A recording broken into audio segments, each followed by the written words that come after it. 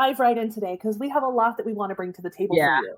And I know when we hit a patch where the economy seems a little uncertain, it can be kind of scary, and it definitely doesn't have to be. So what we're going to chat about today are 10 ways to make your business recession-proof. So stick along with us today. We've got 10 for you so that you can really think about the ways to take next steps to really keep your business safe and growing and scaling in the midst of uncertain economic times. So Gretchen, I'm going to let you kick off with this. Talk to me a little bit about building an unshakable brand foundation. Yeah. So your brand foundation is like if you have a house and it doesn't have a foundation, clearly when the heavy winds like we're having in Texas today, when they come sweeping in, your house is a goner. So it's the same thing with a brand. If you don't have a really solid foundation, you're not going to have a really strong brand. So good foundation is like your mission, your values. And a lot of times when you're thinking about recession proofing your brand, you're not thinking about those foundational pieces. A lot of times you're kind of in a panic. You're like, because we went through this a little bit with 2020, with our own personal business. COVID was hitting and nobody knew what was going to happen. And we're in the health and wellness space. And that was really hitting all of those caregivers really hard. And we were just, okay, do we pivot? What do we do? And it was a struggle. And so we know that having a good, solid foundation with your missions and your values and knowing how to connect with your customers, that makes all the difference in the world at helping to recession proof your brand. And not just the mission and values, that's a core piece of it. But when you're connecting with your customers, remembering that mission and values and how to fold that in, and also what makes you different from your competitors. Yes. So being able to talk fluently about that, I think is probably something that we have seen really be a differentiator for us and for your businesses as well. And so the next thing to think about is knowing your ideal customer like you never have before. Yeah. When recessions hit or when, uncertain times hit, consumer behavior changes. That is okay. That is normal. That is to be expected because what people value and how they're spending, that's going to shift. And it all depends on who they trust, right? If they're going to spend money, it needs to be with people that they know are going to take care of them, that are going to respect the time that they have with them. So you should really be asking yourself, what are the problems that your clients need solved right now? Yep. Not what they've needed over the last year, over the last 2 years, literally right now. What problems do they need solved immediately? And has their decision-making process changed? Maybe even their budget has changed. Or if their budget hasn't changed, maybe the way that they're wanting things delivered is a little different. So you need to be asking both kinds of questions and thinking about what's the messaging that's going to resonate with them right now so that you're talking in the same language that they're literally thinking in their head. And a really good way to do this, to know what your ideal customers want, just schedule some short phone calls. We're in the middle of doing this ourselves, even with some of our clients. We're building new programs. And when we started creating these programs, things weren't uncertain. And now that people are feeling more concerned about what's happening, we're just booking calls and saying, hey, can we spend 15, 20 minutes together? Just catch up, get to know what you're thinking about right now and what's important to you. So it's a very simple way to do that and builds rapport with you and the people that you serve. And will give you a lot of ideas of how to serve them even better. And that will not only continue to build trust for you, but that's also going to help you figure out ways to diversify your revenue stream. Yes, this is one of my favorite things because you have a financial portfolio or you don't just have a checking account. You have a checking account, you have a savings account. Maybe you have some investments. Maybe you have rental properties. You have a portfolio. That's the way that you build wealth.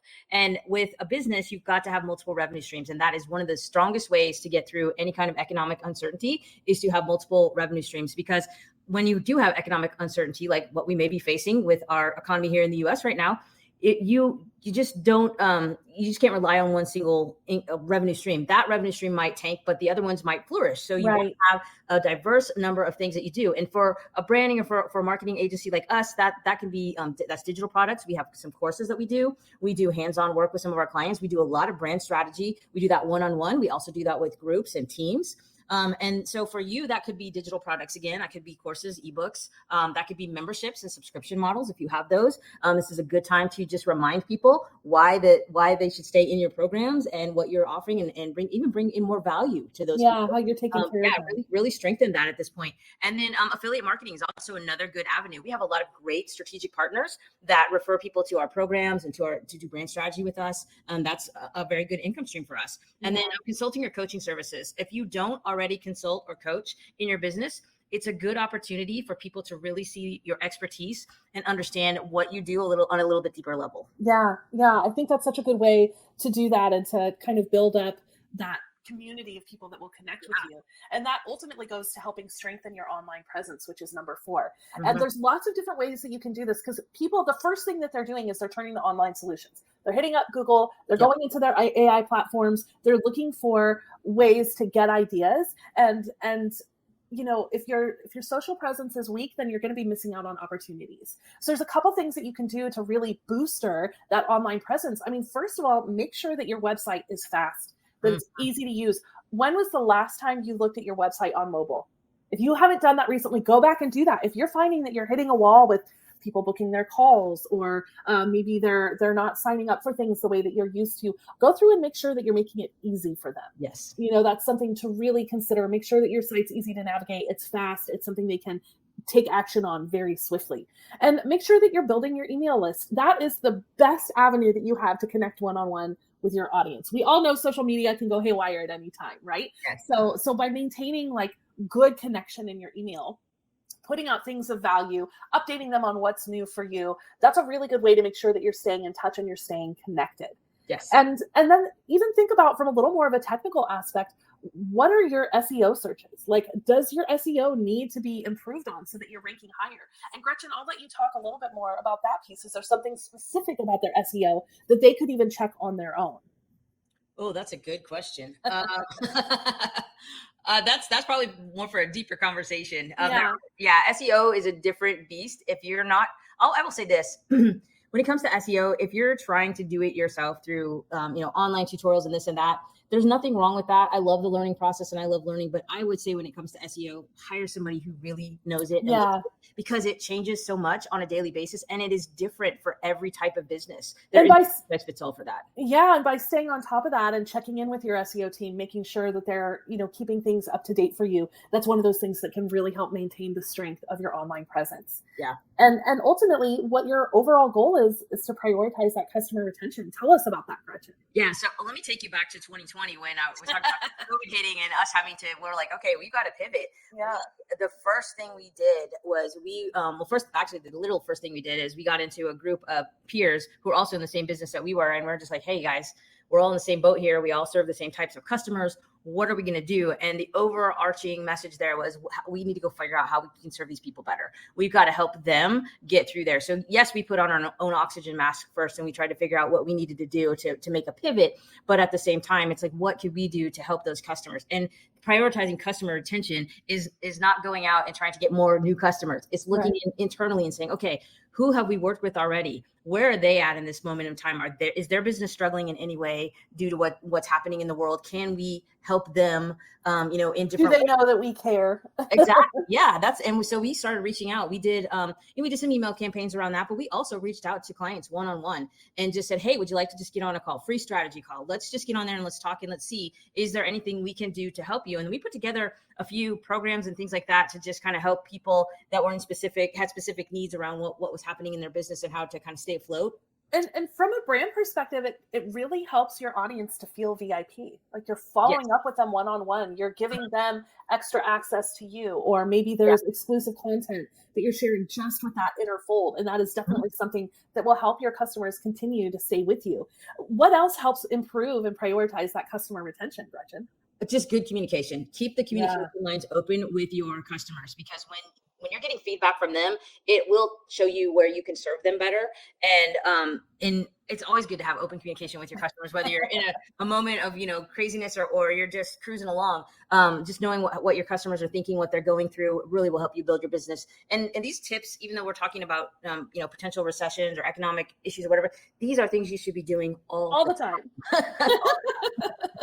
Absolutely. And it's those things that make that customer service feel like you've gone the extra mile. And strong brands, we all know they build strong relationships. And those relationships are what fuels your business. It's what fuels your impact, right? So that's so important to be able to do that. And I think, it really also gives you that chance to become a thought leader in your industry. Mm-hmm. When things feel uncertain, people are heading online even more than usual. So this is a great time for you to just speak up. People trust experts, especially when they're feeling uncertain. So if your brand can become that go-to source in your niche, then people are really going to end up choosing your business over competitors because they're seeing you show up and talk about the exact same things that they're experiencing. And it doesn't have to be just like, oh, a pat on the back. I mean, it's reminding them of the strength they already have. It's reminding them of the tools that they have for themselves. And when you can position yourself as that trusted authority, you can do that through several different avenues. Blog content, education that inspires. That's a really good way to do that so that people can see written content. I know we absorb so much video and social media, so that's a really important piece to build your credibility, but then backing that up with written content. And you're going to notice at the end of our session today, like we did a whole blog post about this same topic. So you can go back and have that to really like use as your notes to remember how to take action on these steps. And doing things like guest speaking, podcast interviews. I personally love this. Gretchen's the writer. That's not me. But if you give me a chance to talk to people, man, that's what I thrive on. And that gives me the chance to not only be seen as a thought leader, but that gives me a chance to help impact a lot of people at once. So it's really being able to tap into my own audience, tapping into other people's audience, thinking about what they're feeling, experiencing, sensing right now, and then saying, hey, here's practical application, or hey, we've experienced something similar, or here's a way to shake things up and push your brand to a new level, right? So putting yourself in that position of a thought leader even more, most of our clients here are already thought leaders, but doing that at an even higher level is going to continue to take your trust up and up and up with your clients and with new people as well. And I think that, that helps us also to think about adapting our offerings. So Gretchen, talk to us a little bit about that. How do you think about what the market needs right now? Yeah. Well, I can tell you what we did in 2020, and it will be the same thing that we do if we see, if we see things trending in the same direction, we'll probably go back and do some of the same things we did then. And that was, we looked at economic factors amongst our clients. Again, we talked to our clients and we learned who was really affected by COVID and who wasn't, and who, if someone had already pivoted or their business wasn't as affected as someone else. We took a look at that and we adapted our offerings to fit them and to meet them where they're at. It wasn't a chance to just like, okay, well, let's just jack our prices up and do this and that because we need the money. It was a chance to, okay, we need we're all in this together. COVID was a worldwide thing, right? We're all in it together. And it's like, okay, how can we help our clients first? And when you put that mindset out there and you're like, I'm going to help other people first, your business will take care of itself. Yeah, they feel you're that. doing everything correctly behind the scenes and you're handling your books and all that stuff. But if you are, if you're looking for ways to serve your client, it's going to come back to you. It's reciprocity. I can't even, I have to reciprocity. Well, and think about it. I mean, if customers are cutting their expenses, maybe you can offer some budget-friendly options. Yes. Maybe you can take a package that normally has multiple pieces in it and you pull out little slices.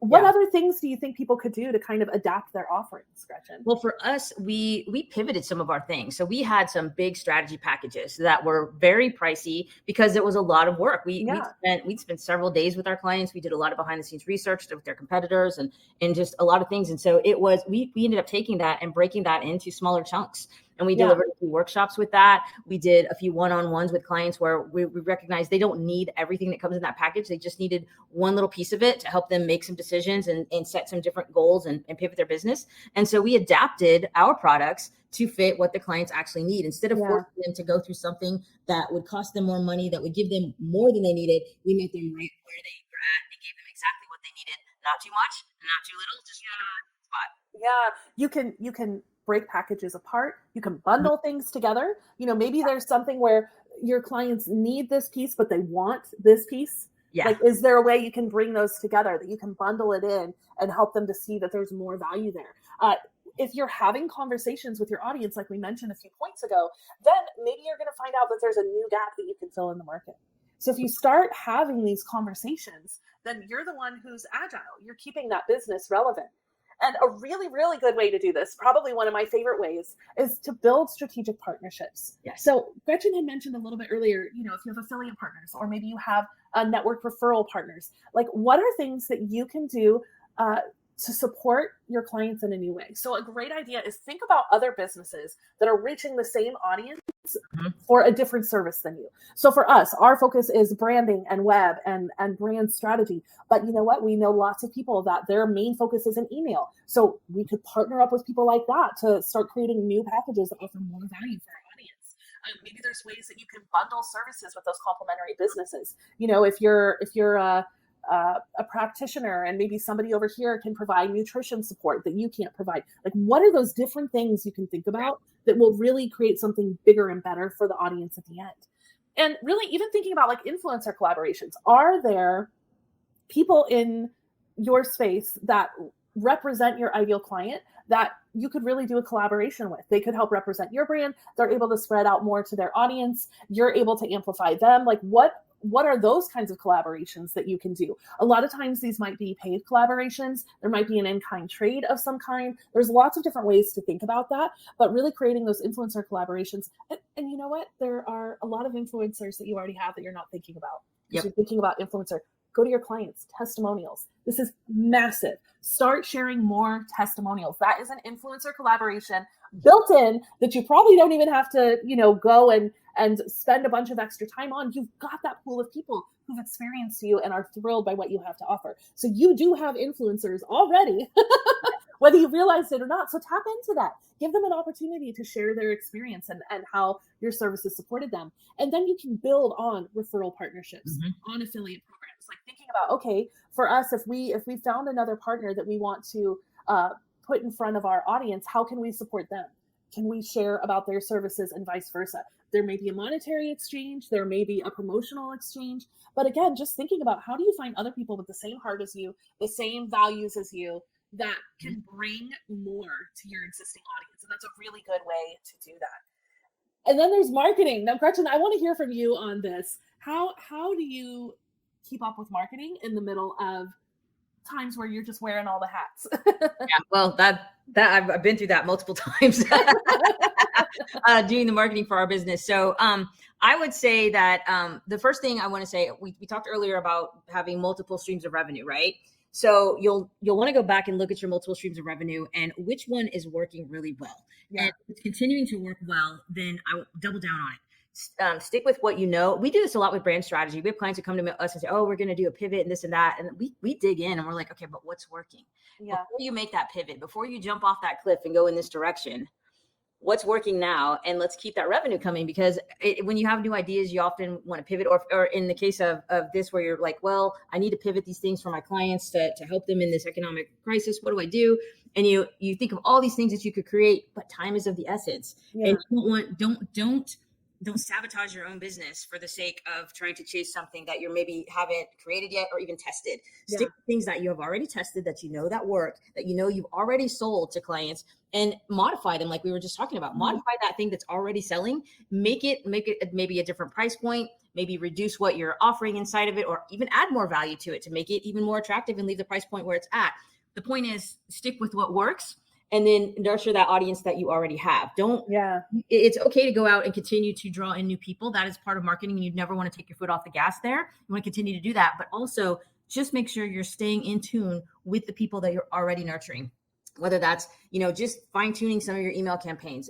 It's actually a really good time to go back and look at drip campaigns and things like that you've had out there in the wild. Like if you had an opt-in that's been out there for 6, 8, 9 months, maybe go back and just make sure, does the language on that still fit? Or is it, for lack of a better way to say it, is it tone deaf for the economic, or where the state of the world is at the time? We did that when COVID came out. We went back and looked and said, okay, let's make sure we're not, making people feel awkward or weird because of how we're stating this, knowing that we're in a really weird shift with COVID and people's businesses exploding and all these things. So, it's a good time to just go back and look at some of that stuff. And then the thing that's really working right now in marketing, and I mean really working, is storytelling. Yes. I will say this, you can put out your normal ads and you can put out the marketing that we're all used to seeing, but the things that are getting attention are the storytelling. And it's kind of flipped a little bit. It used to be like you should, when you're doing your marketing and I'm talking about posting social media posts and things like that, it would be like, talk about the customer, always say you this and you. Now it's more about I, and because of what the customers want to hear right now is they want to hear how you're doing it. Yeah. How did you solve that problem? So you need to talk about that in first person and say, well, I did this with this client and they got X result. Well, yeah, and it's not even just giving them the tips, but that's a piece of it. And then the storytelling is your experiences. It's that human to human connection. It's reminding them that you're walking in this together and that they're not alone, right? That or that you've gone before them and you know how to help them soar. It's just the relatability part. If you think about the brands that you follow the most or entertainment that you follow the most, it's because you see a little bit of yourself in it, right? And you're just like, oh my God, I've totally been there. That's hilarious. I can absolutely relate to that. I really, really like to follow comedians. They are brilliant and so good at keeping their finger on the pulse of what people are reacting to right now. So that's a little insider tip. Finding out, because I mean, there are comedians that have everyday shows. Like that is their gig. And so they have to stay on top of what people are reacting to. So that's a nice tip, but it's all storytelling, right? That's just a different kind of format. So I think that's a really good point, Gretchen, about bringing in that brand storytelling and how that can really make a difference for people. Yeah. And what, just to touch again on what you said about being such a human connection point, when there is, an economic uncertainty in the air, people want that human connection. They crave that, and they're going to go seek that out. And if they're finding that on your social media, they're going to connect with you more than they are going to connect with some generic marketing that you're putting out there. Yeah. No, that's such a good point. And I also think that any kind of uncertainty, it doesn't matter if it's economic, any change, nobody likes change, right? Good, bad, indifferent. So how do we maintain that growth mindset through change? That is such a big part of making your business recession-proof, of making it thrive, of making it just change-proof. Like, be willing to reinvent yourself. I mean, for us, that's what branding is all about. How do we get to take these stories? How do we get to take these principles that we teach or that we follow and tell them in a new way, shine a new light on it? I like to think of it like a prism, Prism. Like if you held a crystal right up to a window and you see the light that reflects to it and through it. That is the same thing as you reinventing yourself. It's taking the same information and translating it in a new way. Maybe that's something that you do visually. Maybe that's something that you do just in your storytelling. For sure, it should be something you're doing in any written content that you're putting out there. Again, like Gretchen said earlier, go back through those funnels, go through your email campaigns, make sure that those have stayed up to date. But you having that growth mindset and looking at this as an opportunity to reinvent yourself, to shake off where you've been stuck and say, okay, this is actually pretty cool because my audience has a new challenge and I get to rise to the occasion and help them rise to the occasion for themselves. So it's really like all tides lift rising. I'm saying that so wrong. Yes. What's the phrase? Tide. Rising tide lifts all boats. That's for you. But it really is. It's that same idea. It's that we get to connect with more people and help them lift up, and they get to do the same thing. It's also that same idea of the ripple effect, right? That the one change that I make, that my positive growth mindset, my ability to look at things through a different lens is going to spread that positivity, that growth, that concept of reinvention to somebody else. So this is your time to reinvent, my friends. This is your time to show up for yourself, to show up for your audience. And if you're trying to figure out what is the first step, like how do I know where I'm at as a business and how I, what's working well and what might need to pivot, I want you to go to leftrightlabs.com/quiz. And this is going to give you some insights to where your business is at, to some things you could consider shifting. And it'll be a really good first step, just as that mental exercise around reinvention. This is the perfect way to do that. So again, go to leftrightlabs.com/quiz, and that's going to help you stay ahead of the curve and make sure you're building that brand that thrives no matter what. So take a moment, like and subscribe. If this information is valuable to you, please share this with other people. Throw comments and questions on the comments section of this. We love to give feedback. And ultimately, we are here to answer your questions. We are here to help you get clear, get noticed, and get paid. So thanks so much. I'm Trina. And I'm Gretchen. And we'll see you next week. Bye-bye. Bye.